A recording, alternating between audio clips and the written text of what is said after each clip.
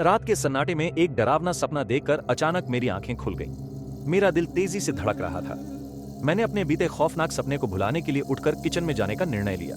एक गिलास पानी पीने से शायद मैं थोड़ा शांत हो जाऊंगा। जैसे ही मैंने किचन की लाइट ऑन की, मेरी सांसें थम गईं। वहां मेरे सामने एक अजीब व्यक्ति खड़ा था। वह बिल्कुल मेरी तरह दिखता था, जैसे कोई मेरा अक्स हो। उसकी आंखों में एक गहरी नफरत थी और ठंडी मुस्कान उसके चेहरे पर अजीब सा डर भर रही थी।